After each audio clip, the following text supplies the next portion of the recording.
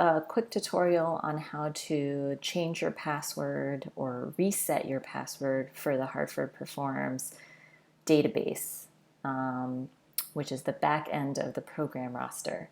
So first you're going to go to database.hartfordperforms.org and you're going to scroll all the way to the bottom of the page. And you're going to click Arts Provider Login. Don't type anything in these boxes. You're going to go right down here to this link that says Forgot Password. You're going to click that. And you're going to enter your email address, which you normally use when you log into the database. Or if you've updated your email with myself or one of my colleagues, you should use that email address to reset your password.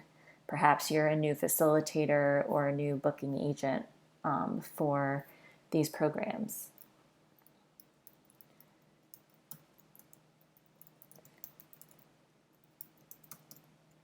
And you're going to enter in the second box, what's today's day of the week?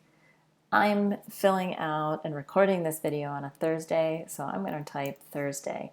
But if you were doing this on a Monday, you'd say Monday. If you're doing it on a Friday, you'd say Friday, and so on. Then you're going to click this button, Request Password. And you should see the program page reload after you hit that. Within a few moments, you should get an email to the email address that you just sent a password reset button to. And let's see if I do. If you don't get one immediately, you might want to check the junk folder.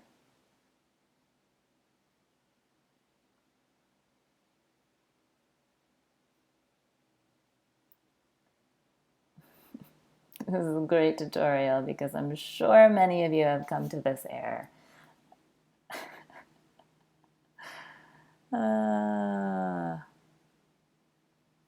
There it is. Hartford Performs in my junk.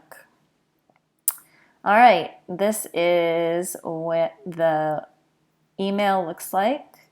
You want to mark it not as junk, and that way your inbox is going to learn that emails from Hartford Performs database are not junk emails. You'll see there's a reset password link. So you're going to click that button and it's going to take you back to the database to the special page for you to reset your password. I have a Mac that suggests passwords for me, but I'm going to type in my own.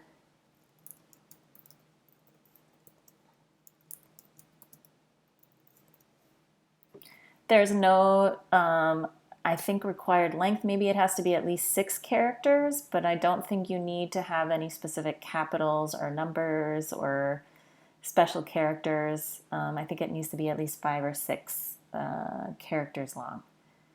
Then you're going to click Reset Password Now. The website's going to alert you that your password has been changed. And now you should be able to log in with that email and that password. If for some reason that you don't get an email to your inbox and you checked your junk and it's not there either, then you should reach out to me or one of my colleagues. Thanks so much.